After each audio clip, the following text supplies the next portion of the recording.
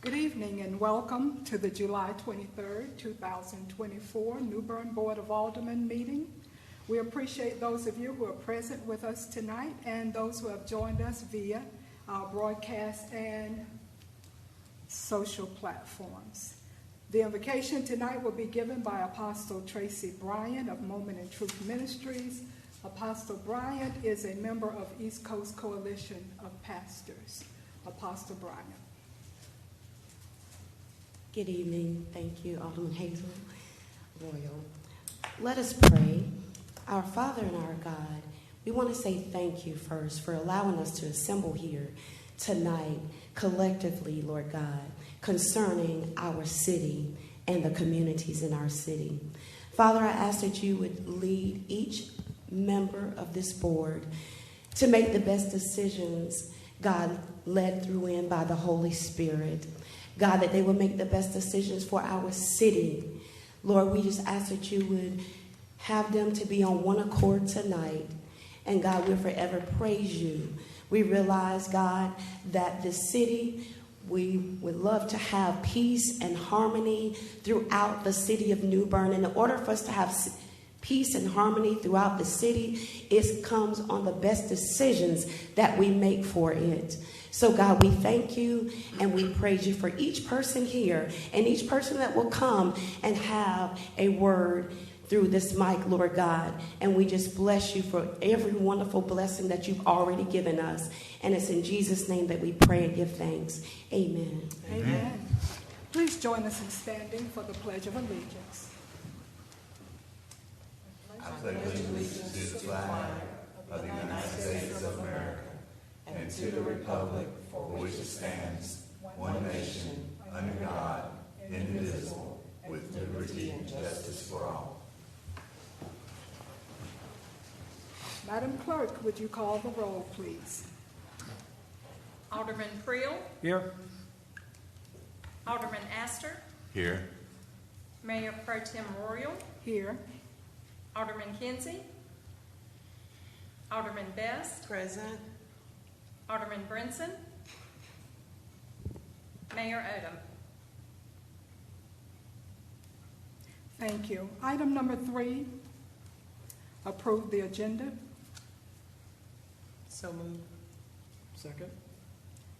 If there are no changes, we will entertain a motion and a second to approve the agenda, and it has been motion and second. Any discussion? All in favor say aye. Aye. Opposed? Motion carries. Item number 4, consent agenda. May I make a motion to approve the consent agenda as is? Second. Thank you. It has been motion and second to approve the consent agenda. Any discussion? If not, let's have a roll call starting with Alderman Creel. Alderman Creel. Yes. Alderman Astor. Yes. Mayor Pro Tem Royal. Yes. Alderman Best. Yes. Thank you. Item number 5, presentation by CodeWright planners on land use ordinance modernization process. Mr. Goff.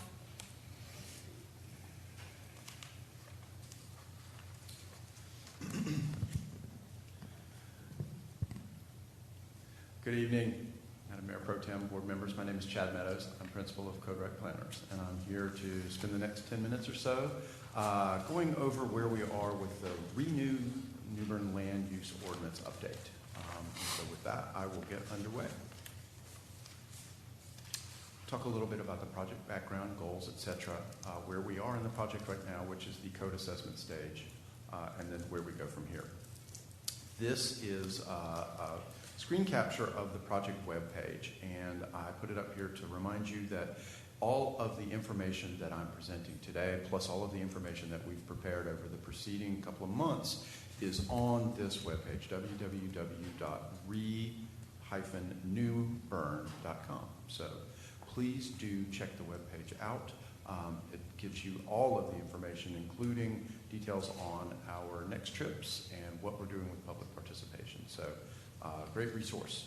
It's also linked to the city's webpage and is a one-stop shop. Our objectives for this project are shown here on the slide.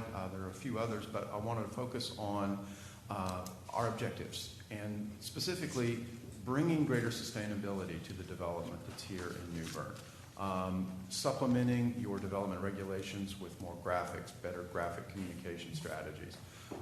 Community connection strategies with respect to roadways, with respect to sidewalks, open space, landscaping. Dealing with stormwater in an effective way. And finally, increased housing strategies, more housing options for your residents, and more housing compatibility in terms of the buildings that are built here in the city. This is a copy of the project work program. There's 12 steps in the program. We are on step number 2, the code assessment step. And so this code assessment I'll tell you a little bit more about in a moment. We are just getting started with the project. I was in front of you back in February of this year at the project initiation stage. Okay? Here is our project schedule, and I realize this is hard to see on the screen, but this is task 2, the code assessment task, and we are here before you on the 23rd of July to overview this document. Our next task, the annotated outline, the kind of crib notes or shortened version of the annotated outline, will be back before you in September to review that, and I'd like to talk a little bit more about that with you in a moment. Okay? So we are on schedule and moving well. The code assessment, blueprint for the LUO. Okay? It includes recommendations for improvement to the current regulations. It also includes what we call a policy gap analysis. Think about your land use policy as where you would like the city to be when it grows up. This is our goal for future development. This is where we want to be. Our development regulations are the primary tool for realizing our policy objectives. The gap analysis is what is the difference between where we say we want to be and what our tools will deliver for us now. The space in between, that's the gap analysis, and this is what the code assessment focuses on, is trying to address those questions. All right? Now, the code assessment includes 90 or so recommendations for improvement to the current regulations. Those recommendations are organized into 8 different themes. We also do a very exhaustive review of your CAMA plan, your pedestrian plan, other forms of policy guidance that address land use policy decision-making aspects.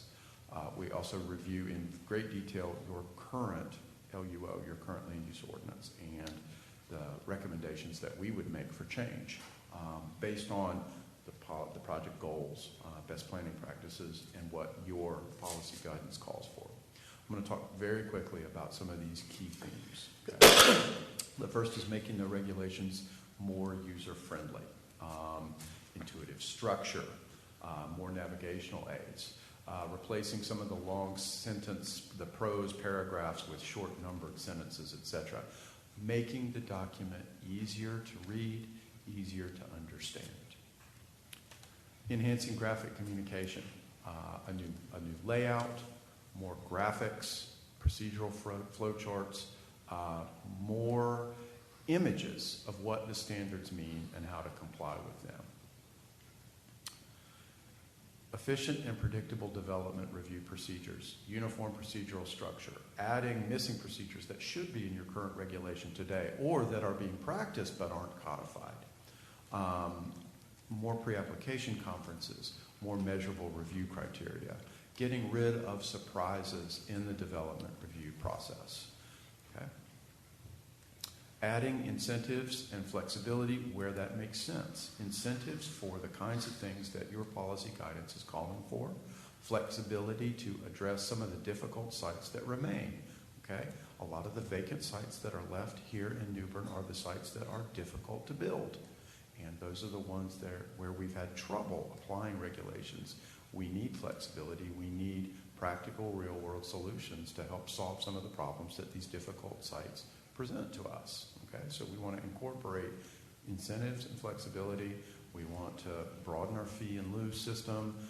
We're suggesting a tiered approach to conditional zoning, possibility for some density bonuses for certain kinds of residential development or certain forms of very efficient non-residential development here in town. So incentives and flexibility. raising the bar generally for development quality. The development that we are getting, making sure that that's the best quality that we can have. New use-specific standards, including standards for secondary or accessory uses. Reviewing the exterior lighting provisions, making sure that those are working properly. Reviewing and updating the signage standards, pedestrian facility standards, access and circulation. Making sure that the development quality that is coming to New Bern is of the highest quality that we can achieve. Sustainable development patterns, incorporating native plants, dealing better, more effectively with stormwater, having more open space, incentives for tree preservation, disincentives for mass grading, low impact development processes that help us deal better with the stormwater that's falling on the community. I don't know if y'all's weather is changing. I live in Durham. Our weather is changing. And it's time for us to start getting serious about what we're going to do about that. We're suggesting fire-wise provisions to deal with, the greater prevalence of fires that we're seeing. So it's not just the rain, it's also other aspects of the climate that we're trying to deal with. More housing options generally, a wider range of by-right houses, more small house, small lot options for folks, perhaps expanding allowances for accessory dwelling units, easing some of the development review path for multifamily in appropriate locations, promoting live-work, incentives for provision of attainable or affordable workforce housing for folks. Okay, so those aspects. Modernizing the uses in the zoning map, and I'll mention for a second that we are anticipating making changes to the zoning map. There are a variety of overlaid zoning districts that are here in New Bern that have developed over the course of time.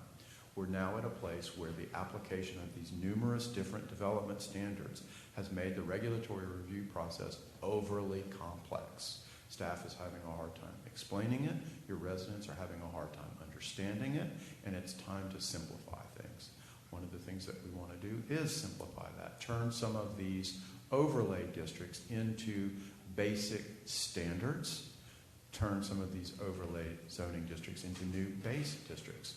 We are not getting rid of the good standards that you guys have built over time. What we are doing is trying to simplify the process and make it more clear. Okay? So overall, you're looking at fewer zoning districts, better standards, more clear discussion of what's required, what the purpose and intent is, and what we're looking for with a particular zoning district. Also some modernized use provisions, replacing your planned development with a two-tiered conditional rezoning process, and converting your historic overlay into a base zoning district. So a fair amount of change here with respect to the zoning map. And I want you to know that one of the main aspects of our project is public engagement and making sure that people are aware of what we're doing. Certainly when it comes to the zoning map changes, the people who live in this community and own property are going to be very, very interested in what we're suggesting. And we're going to make numerous opportunities for them to participate at different times of the day, in different settings, in different ways, whether that's digitally or in person, etc. Our objective is to make sure that nobody can come to the end of this project and say, I didn't know anything about this, or I didn't have an opportunity to participate. That would be a failure on our part, and we're not into failure. So we're going to be sure that everybody has an opportunity to participate as we begin to discuss some of these changes, like those significant changes I'm suggesting for your zoning map. Okay? Along those lines, one of the things that I wanted to mention to you today is that we are suggesting a public forum to review this code assessment document on August 14th from 6:30 to 8 p.m. in the Development Services Conference Room on 1st Street. We are wanting to have a public forum. We'll overview the document. We'll talk about the recommendations. We'll have a copy of the zoning map there, and we'll ask people to share with us any thoughts or ideas that they have about the current zoning map. And so that is the next public participation opportunity. We expect to post the finalized version of the code assessment document before August 1st. So in the next week or so, we'll be putting the document up, making it available for people to review. And then we'll come back on the 14th of August to overview the document with them in person. Our next trip after that is the annotated outline, the sort of dress rehearsal for the new OUO. We would expect to want to spend some time with you guys, hopefully in a work session setting, and we'll work with city administration about the date for a time that works with you. And that's all I have for you today. I'm happy to answer any questions. Yes, I have a question. So at this point, you're working along beside development services? Yes, ma'am. Step by step? Yes, Or, okay, you are in other departments within the city? Yes, ma'am. We are also working with Public Works. We're working with the Redevelopment Commission. And as we continue in the process, we'll continue to reach out to other departments.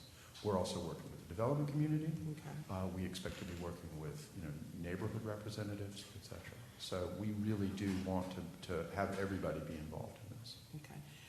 And I know when you was mentioning your development strategies, what really is, I hold real dearly within my heart, within my area, is that the flood area. Okay. So at what point are you with your information gathering or whatever about the different, I'm not just going to say the Duffyfield community, but the flood mitigation or however you're handling that within the city? Right, that's a great question. And the flood standards are unique in that they're handed to us by the federal government, right? So we basically implement FEMA standards through the state. Okay. And it's one of the few ranges of standards where the kinds of things that we can do are fairly limited because we've got to remain consistent with federal law. It's been pointed out to us that the combination, the conflation of the flood standards with the historic standards have been making it very difficult to reach our redevelopment goals. So we're trying to sort through that and figure that out now. Unfortunately for us, for New Bern, for all communities in the United States, the flood regulations are federally mandated and they're not open for a lot of change. We've got to work with them on their face. Now, having said that, we do have some creativity and we hope to apply that where we can. And so I know that's not a great answer to the question except to say we're aware that the way the flood standards are working with the rest of the city regulations is becoming a conflict and it's getting in the way of us achieving our goals. And so figuring out a way to deal with that is certainly something that we're looking into now.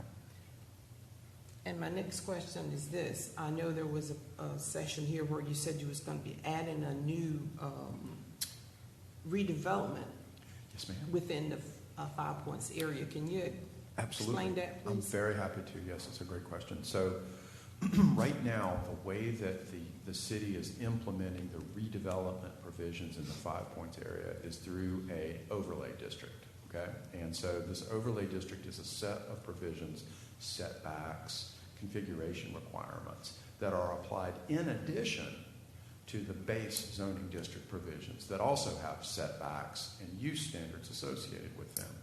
What we would suggest doing is actually taking the redevelopment overlay district and turning it into a new base zoning district so that the redevelopment overlay district is simpler, it's easier to administer, and we have a little bit more control over the kinds of setbacks that we would have, the kinds of dimensional requirements that we would apply to buildings, the range of uses that we would suggest be used, and how lot dimensional standards are configured. So we get a little bit more flexibility, we get a little bit more control, we get a little bit less complexity. And that's our hope. Okay. We've had several meetings with Mr. Holden, last trip, this trip, and frankly, he's excited about the proposition. So we're hopeful that we'll continue to have success. So you're not going to be implementing more of an area within the already redevelopment commission. That's correct. We're not suggesting that a new area be added, and we're not suggesting that new standards be created necessarily. We are suggesting that we take the best of what's there and turn those into base district standards. Now, as a base zoning district, assuming you could achieve the appropriate state legislation, it is possible for you to broaden your redevelopment area or establish a new one. Thank you, sir. Yes, ma'am. Any further questions from the board? Just a couple of points of clarification, and Alderman Best, thank you for raising that question about the redevelopment. Because I was a little confused by that, where it talks about a new redevelopment district. We're basically then, if I understand what you're saying, is taking the existing area that is already designated and just Turning it into a something- base zoning district instead of an overlay with 10, 12, 14 base zoning districts, which is what you have now. We're not adding a brand-new district, right? Because that was a little bit confusing to me when I saw that. Apologize for the wording choice. We're not recreating the wheel. We're trying to make the wheel that you have roll a little bit easier. Okay. That was on page 19. On page 18, I don't know if you can go back to that slide. Can you go reverse it back? It's page 18. Sorry, I'm pushing the wrong button. My apologies. 18? 18, yeah. If you go to the bottom, there you go. The fourth bullet point down where it says ease multiple family and single family detached rental use type. When you say ease, can you explain what exactly that means?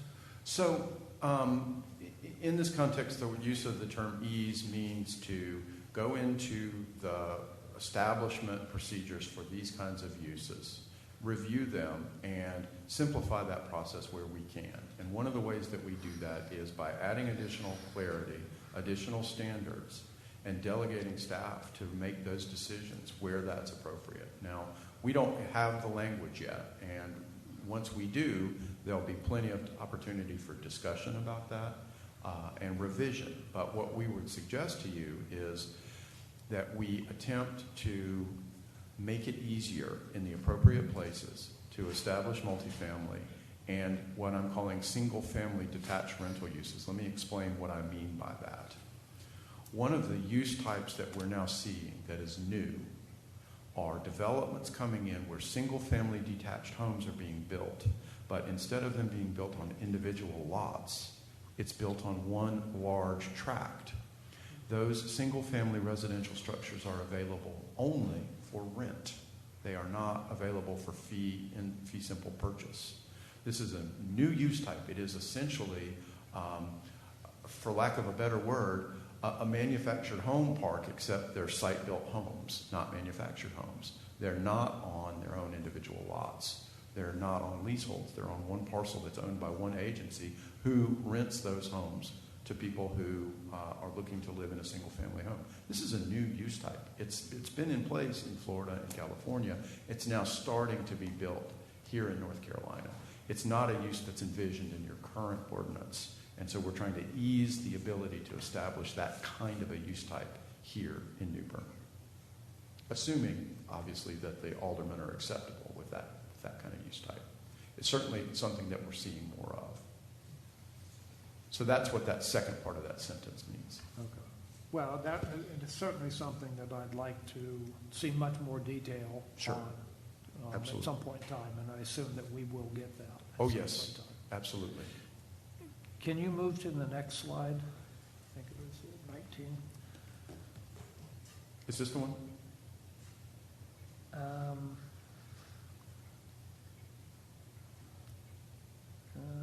Maybe I must have seen it somewhere else. Wasn't there something in this presentation that addressed the historic district overlays? So the third bullet down from the bottom, or up from the bottom, I guess, convert the Okay, historic yes, there. overlay into a base district. So A little confusing Sure. to that, where we're looking at, if I understand that, taking the overlay districts, and when it says, and kind of converting that into a base district, to me, because I live in the downtown historic Sure, district, sure. but I know that there are overlay districts in the Ghent and Riverside. Right, right. So does this mean that Ghent, Riverside, I don't know whether any portion of Duffy Field is part of an overlay, I'm not sure, but do they become the same as the downtown historic district when it talks about converting it to a base district? Right. Great questions. And, this is, I won't call this bleeding edge frontier, but this is definitely out front kind of thinking. What we're suggesting be done is that you take your local historic overlay district, which functions as an overlay district. There are underlying base zoning district designations beneath it, and rezoning that land to historic, to a new zoning district called historic. The boundary continues to follow the current local historic district boundary. We don't change any of that because the state needs to be involved in that process, as do the people who own land inside the boundary. Our objective here is to consolidate the standards, find those things that fit, and include those in the local historic base district. The COA process, the HPC, none of that changes. Now, the next question you're probably getting ready to ask me is, well, there's so many different use types in one of the two local historic overlays. One's all residential, so that's not a big lift for us. That's a pretty simple process.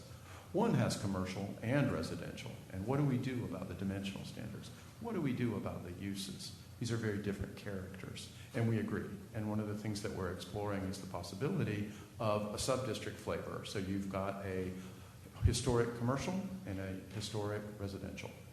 And we use those nomenclatures to differentiate between major use types in the local historic base district. And that's the status of our thinking, the evolution of our thinking on this point, in the game. The guiding premise behind all of this change is to strip out the complexity of the overlay zoning districts while keeping the good quality standards that operate within those overlays, so that when somebody asks, I own a property in Duffy Field, what are the rules that I have to follow?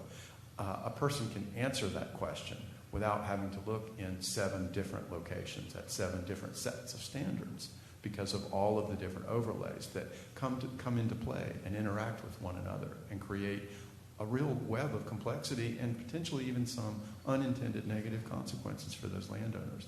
We're trying to solve that problem. And one of the ways that we're trying to solve that problem is by converting several of the overlay districts either into standards themselves or into base zoning districts. Yeah, thank you for that. I would expect that any residents living in the historic overlay districts might have concerns as to what the potential implications of this provision would have on them. And it might not be a lot, but it needs to be explained, I think, will need to be explained very carefully to people. But the follow-up to that is, how do you notify all of these residents of this potential change and give them the opportunity to be educated on what it means? And that's Great going to question. fall back onto the city somehow to get word out. Otherwise, I can see this room being filled by a lot of angry residents who don't understand it. Right. And the board, this board, needs to understand it up front. So there's a lot of education that's going to have to take place, especially with a provision like this. Right. So We agree. hopefully that's built into this whole process. It is. I came before you guys in February and I laid out that process. I showed you the work program slide with the 12 steps in it. We're anticipating, 7, 8 trips to New Bern. Several of those are multi-day trips. We built the web page with the idea that this would be a jumping off point of information. We're incorporating these office hour visits. Every time we come to town, we make ourselves available for people to come and talk with us about any question that they have.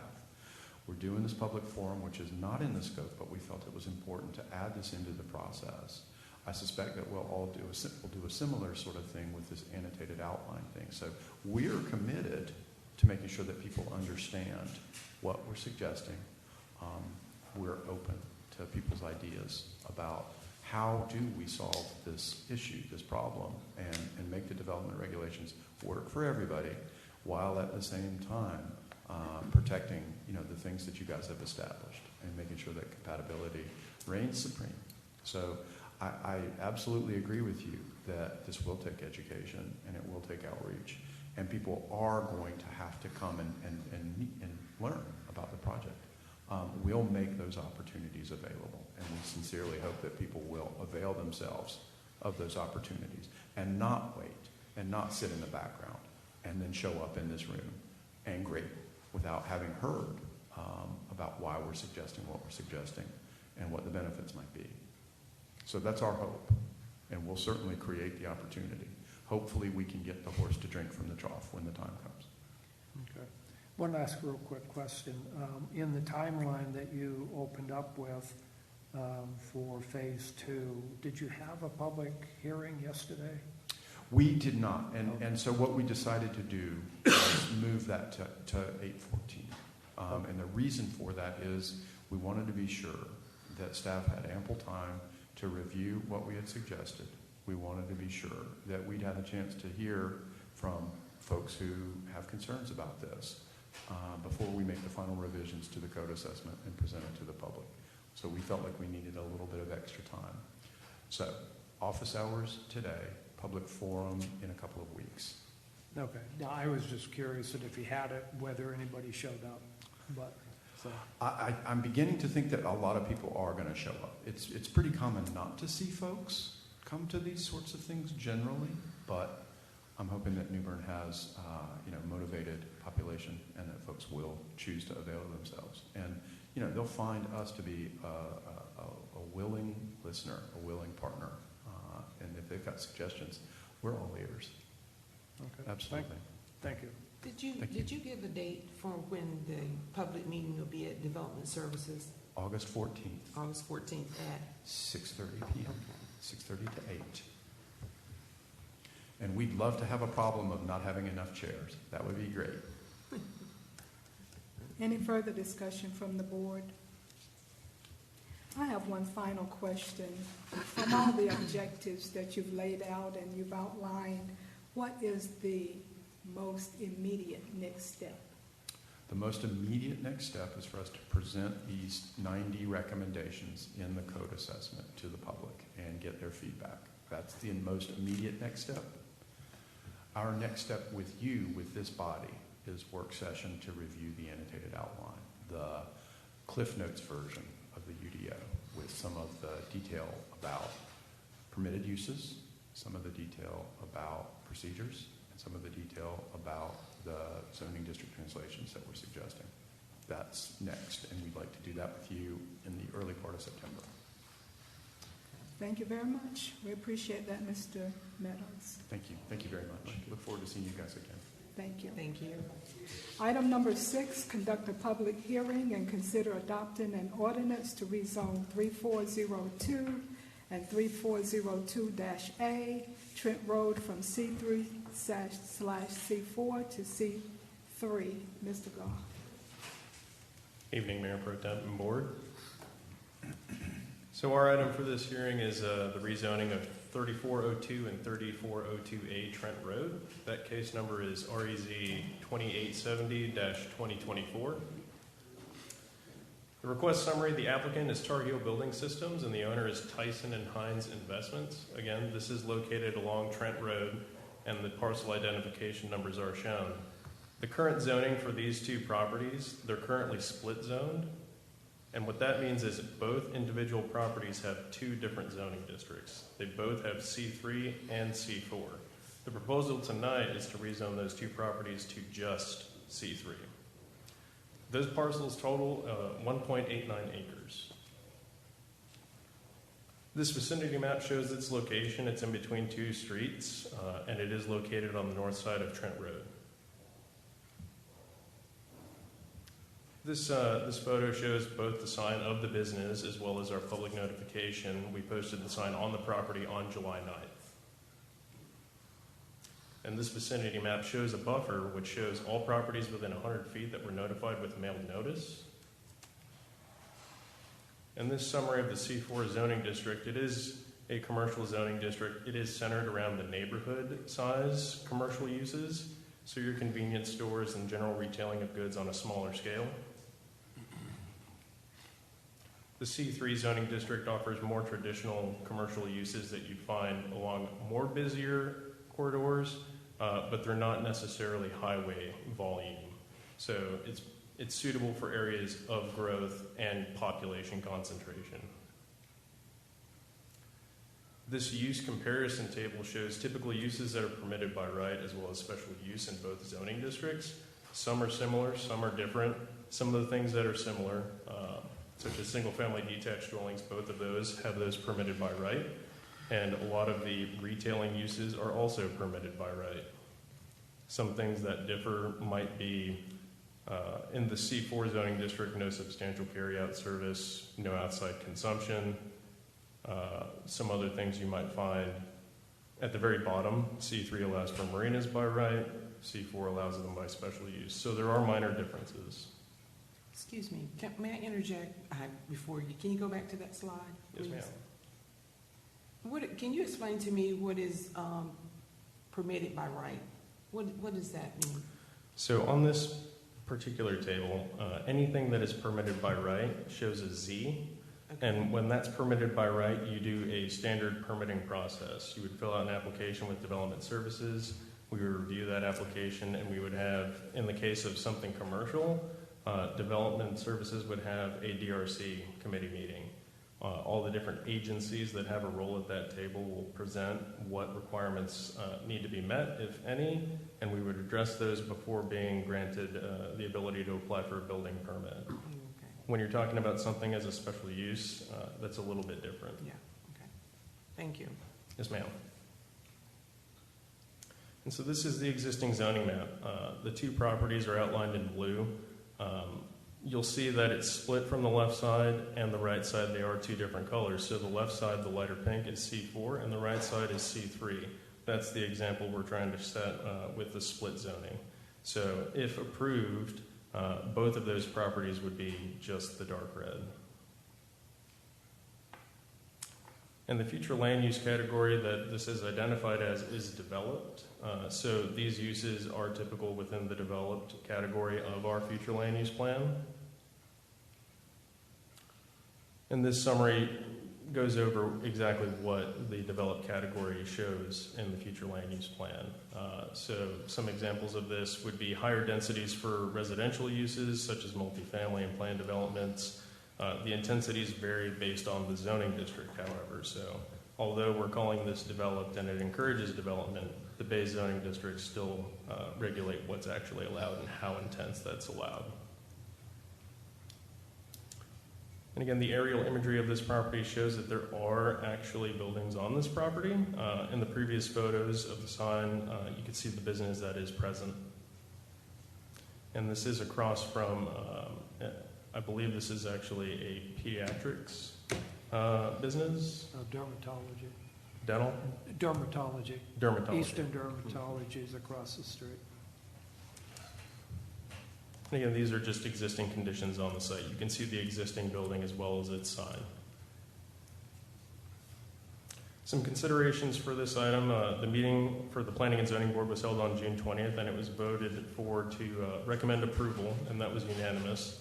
And this recommendation was based on it being consistent with the future land use plan as well as its 2022 update. The properties are adjacent to existing C3 zoning district properties, but it is also adjacent to R10 as well as C4. And I'd be happy to entertain any questions if the board would have any.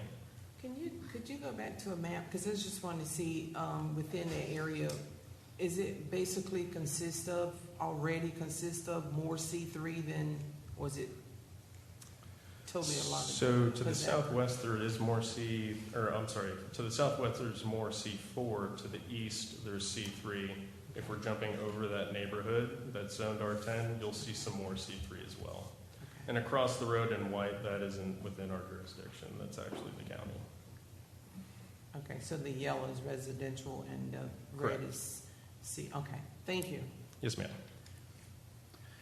Given the fact that this property, the two lots back up to residential and also have residential as a side neighbor, and the request is to go to C3, which is a little bit more of an intensive, potentially a little more intensive commercial development, what's being proposed for this site in terms of how is it proposed to be developed?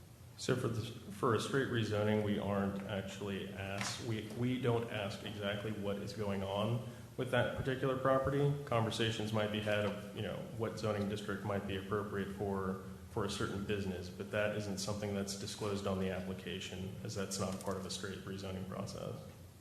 Well, I understand, and that's part of the concern I have, is that I understand planning and zoning is not allowed pursuant to state statute to ask. But given the fact that this is, a request like this is coming before this body, I'd like to know what's being proposed because of the potential impact on residential properties which are neighbors, because they're asking to go to a more intensive commercial development. So I'm going to be hard-pressed to vote in favor of this without knowing what's being planned. Yes, sir. That would be a question more appropriate for the applicant if they wish to disclose that Right, and information. I don't believe the applicant is Yes, sir. in the audience tonight for the public hearing. So kind of leaves me in a position of wanting to, maybe hold a public hearing, but delay voting on it until a later date, until we can find out what is being proposed. Because the last thing this board is looking to do is get a bunch of neighbors angry and have them show up at a meeting and haranguing us because of a vote we took without really knowing what the end result was going to be. So to me, it puts this board into an awkward position. But And we'll Alderman see. Pearl, in the spirit of being helpful, the case law on rezonings admonishes governing boards to consider all permissible uses in the proposed zoning classification. So with that in mind, the applicant for the rezoning specific request is not entirely relevant for your consideration, looking at all the permissible uses because the property could be sold or reconveyed. The use can change to any of the permissible uses or the uses provided by special use as indicated on the slide that Mr. Goff has presented tonight. Did that help you, Alderman Pearl? That's all I have. Thank you. Did the response from the attorney help or resolve? Well, I understand what staff, has explained. I mean, they've explained that to us previously, and I understand, I respect that, and I understand what the attorney is saying. But from a very practical standpoint, we are being asked to approve a change in zoning to a more intensive, potentially a more intensive commercial use. If there weren't any residential properties around there, I wouldn't be as concerned, but there are residential properties that will be impacted in some way, shape, or form. I just don't like making a decision not having what I feel is full information available. So. I got a question. Yes, sir. The property is currently zoned, split zone C3, C4, correct? Yes, sir. And he wants to move it all to the C3. Correct. Correct. Do you have a list of what can be built on 3 or C4 versus C3? Was there a major difference between the two? So typically in my experience, when we talk about something like this, one of the major differences that often comes up is self-storage. So one may allow it either by right or by special use. One may not allow it at all or by special use. So a lot of times when we're talking about going from one type of commercial to another, it's often to streamline the process.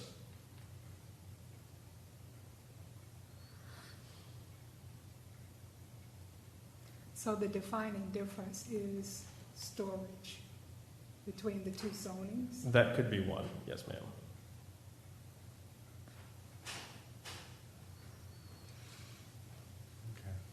Does the board have any more questions for the staff before we open the public hearing? One last quick question. Somewhere in the presentation, there was a reference made to it abuts county property. What piece of property does the county own over there? It just isn't in the city's jurisdiction. It's not necessarily that the county owns it, sir. So across the street, with it not having any zoning issue assigned to it, that would not be City of New Bern's jurisdiction. Okay. Any further questions from the board? Thank you, Mr. Gahn. At this time, the public hearing is open. If anyone would like to make a comment or have questions, please come forward at this time to the podium and state your name, please.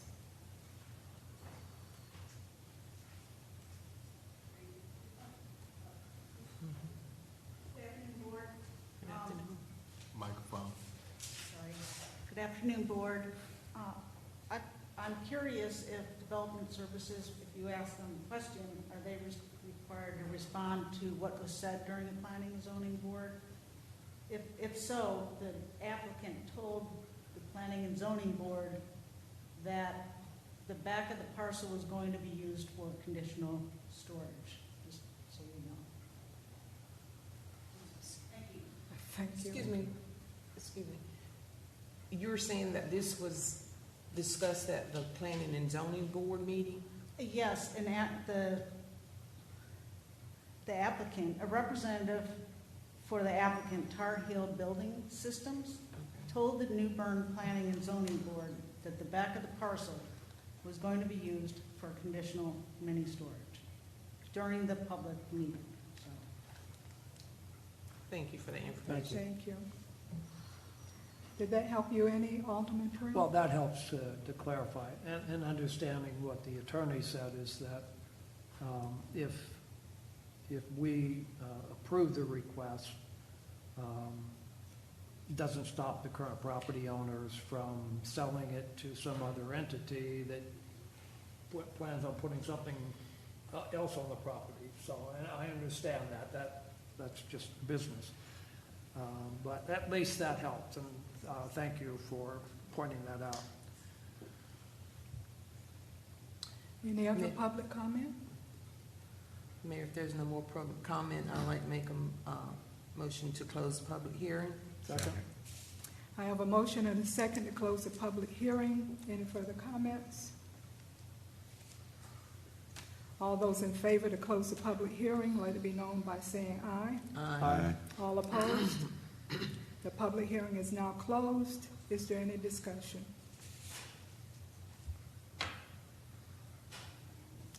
What is the pleasure of the board? Mayor Pro Tem, I'd like to make a motion that we consider adopting an ordinance to rezone 3402 and 3402A Trent Road from C3/C4 to C3 zoning. Second. It has been moved and second. Are you ready for the roll call? Yep. Madam? Alderman Creel, Based on what Ms. Card offered, I will say yes. I'm sorry, yes. Yes. Thank you. Alderman Astor. Yes. Mayor Pro Tem Royal. Yes. Alderman Best. Yes. Motion carries. Item number 7. Consider adopting a resolution approving the 24 CDBG Annual Action Plan, 5-year Consolidated Plan, an analysis of impediments to fair housing choice. Ms. Fulmore. Good evening, Mayor and Board of Aldermen. This specific item came before you all on June 25th. Tonight, we are asking for the approval of the plans. The 30-day display period has been satisfied, and there were no comments received on these plans. Thank you. Board, do you have any questions or comments for Ms. Fulmore? No, just thank you for such a great job that you do. Thank you. Thank you. If there's, Make a motion to approve the 2024 CDBG Annual Action Plan, 5-year Consolidated Plan, and analysis of impediments to fair housing choice. second. Any further discussion? We have a motion and a second. We will begin our roll call with Alderman Priel.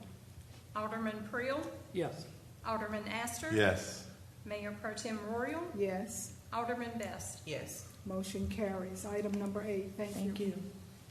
Consider adopting a resolution approving the sale of 927 Sampson Street. Mr. Hughes. Precious Johnson submitted a bid of $3,000 for the purchase of this property. The bid was advertised, but no upset bids were received. The property is vacant .116 acre residential tract that was acquired by the city and Craven County in 2018 through tax foreclosure. If the property is sold for this bid amount, the city will receive $586.60, and the county will receive $2,413.40 from the proceeds. Thank you. Board, do you have any questions or comments? Yes, I do. This is within the redevelopment zone, commission zone? It is. Okay. And again, I know that protocol, it's once we, if it's within the redevelopment commission, it's when this property is sold, then that person that buys this property has to follow the rules and regulations of the redevelopment commission for as what they do with the property, for as codes, restrictions, and whatever. They'll have to comply with the requirements of the redevelopment commission overlay, which Okay. controls dimensional setbacks and those types of things. Okay, all right, thank you. Any further discussion? If there's none, I'll make a motion. I make a motion to adopt a resolution approving the sale of 927 Sampson Street. Second. It has been moved and second that we adopt the resolution. Is there any further discussion? We will have a roll call starting with Alderman Priel. Alderman Priel, Yes. Alderman Astor. Yes. Mayor Pro Tem Royal, Yes. Alderman Best. Yes. Thank you. Item number 9, appointments. Do we have any appointments tonight? Don't have any. Alderman Priel? No. Alderman Astor? No. No appointments. Item number 10, the attorney's report. Nothing tonight, ma'am. Item number 11, city manager's report. Just one item, ma'am. As I informed the board over the weekend, the wastewater treatment plant went out of service on Sunday due to excessive clogging of the 3 pumps that feed the wastewater treatment plant. And that clogging was caused by an overabundance of wet wipes, adult diapers, rags, and things like that, which created that situation. Also, the heavy amount of rain that we received over the weekend helped to exacerbate that by pushing all of that debris to the pump station itself. So staff actually spent approximately 12 hours unclogging 1 pump. And what I can say is our wastewater treatment plant staff and our director, Jordan Hughes, can't say enough about the good work that they do for the city. That is definitely one of the jobs in the city that I don't think anyone really appreciates as much as we should. They work very hard, and at the maximum during the weekend, crews work for over 35 hours dealing with this. Earlier today, they were able to unclog 1 other pump. We still have the 3rd pump that is offline because it's going to have to be rebuilt. but we do have some bypass pumps in place, and then the number one pump is operating, so everything is fine. But this has kind of brought this situation back to the forefront and making our citizens aware not to flush things down the toilet other than toilet paper. And so we are going to be creating an awareness campaign that we're going to be putting on social media just to remind our citizens, please don't put things like rags and wet wipes and things like that in the toilet. That only creates issues for us. And what we have also seen is nationwide this has become a problem. And so it used to be grease was the main problem, and now it's really reverted to this. So just wanted to let you know that. Thank you, sir. Will that be all? I understand that they found a tennis shoe in there. One of the images showed a tennis shoe. That's correct. I know that in the past, as I mentioned to you earlier today, we've had so many campaigns and addressed this over and over and over again. Is there any other way to get the point across to people, to engage the public, any type of forum that might be beneficial to getting the point across? So we're always happy to have discussions about this thing, but I think really the main way to get the point across is if a citizen experiences this and they get a backup in their house and it's discovered that that's the reason. Until it really hits you at home, you're not really going to appreciate how important this issue is. So how many customers were affected by this? Do you know? Was there any numbers? So no customers were affected. Okay. Where we had the backup was at really right across the street from the wastewater treatment plant, and approximately 41,000 gallons went out to the street. So Okay. crews worked to address that. We reported that to the state as we were required to, and so staff have worked to correct those issues. So see, again, no residential homes were affected, so as Mayor Pro Tem mentioned, this could continue on if we don't do something. I mean, I guess, is this something that will be put on TV3, social media, the city's It will. website? Yes. Okay. It will. Okay.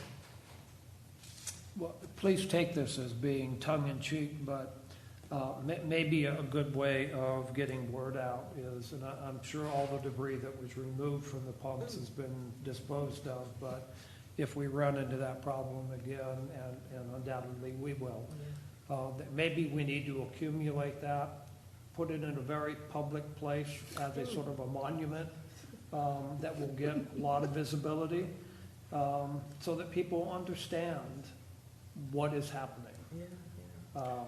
I'm not saying a permanent monument, but we might need to go to kind of a ridiculous extreme to really educate the public as to what's happening. And so I know that Jordan, you shared several images, and so I think the colony is going to be incorporating some of those into the social media.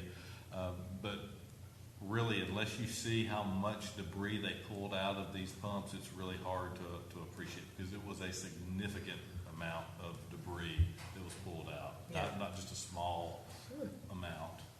Yeah, with the photos that you sent to us, oh my gosh, that's it's unbelievable. So we've got a great staff who is working hard to correct that situation. And see, that's the part that bothers me, is that this is an issue that's created by our citizens, but it also puts a burden on our city employees, our staff, because they're the ones that are having to work all those manpower hours that was put into this, it's awful. Any further discussion, comments? To piggyback on what you said, Mr. Hughes, I certainly commend our wastewater treatment plant employees for their diligence and for addressing the issue and doing everything they can to resolve it as immediately as possible. Thank you, employees. Item number 12, new business. Alderman Prill? I have nothing tonight. Alderman Astor? Nothing tonight, ma'am. Alderman Best? Yes, I do. It was brought to my attention when I was reading some information and I saw a flyer. I think it was Mr. Joe Brown. He did Christmas in July. And it brought to my attention, we as a board, I know we had discussed last year when we took over the Christmas parade. So how is that? Is that something that we're going to continue to do, or is that something that you and staff has been talking about, or what are we going to do about the Christmas parade? Yes, so we have been talking with staff about that. We are going to recommend that the city do the Christmas parade again. We have had no other groups that have reached out that had any interest in wanting to coordinate it. So that will be coming up to a future board meeting for a street closure. Okay. For street closure or discussion? Street closure for the parade. And if the board agrees with it, then that's what we'll do. And if you'd like to have additional discussion, we're happy to discuss. Me personally, I think we need a discussion along with, before we talk about street closures. That's my opinion. I don't know how the other board members feel about it, but, because I know we discussed this last year that it was at the last minute, and we as a city, took on that responsibility because we wanted the parade. So I don't know how the board members feel about that. It was well received last year. It was, I think, coordinated very well by the city. I know the city was anxious to try to find an organization that would be willing to take that on, but as Mr. Foster, has indicated, nobody has stepped forward. I don't have a particular problem. I mean, if the city feels it has the capacity, to carry forward with it, I don't have a problem with that. Any other comment regarding the parade? Thank you very much. I I'm sorry. I have some other items as well. I know back, I think it was Mr. Hughes, back in February or March, I guess, when we had the UNC Chapel Hill come and did the survey that was done by employees. Have we received that back, or when are we going to receive that back so that it can be discussed? And right, so at what point are we, at trying to make sure that our employees are being heard, and what direction we need to take as a city, if any, to correct any problems or issues or concerns, or continue the way that we're going? we actually have a follow-up meeting next Tuesday Okay. with the School of Government to discuss results of the survey. So information will be coming out shortly after that. Okay.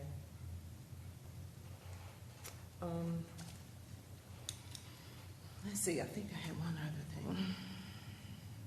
No, that was it. Thank you, Mayor Pro Tem. Thank you. Item number 13, Madam Clerk, do we need a closed session? No, ma'am. No, ma'am. City Attorney. Thank you. Good. Make a motion, we adjourn. So moved. Second. All in favor? Aye. Say aye. Opposed? Meeting adjourned.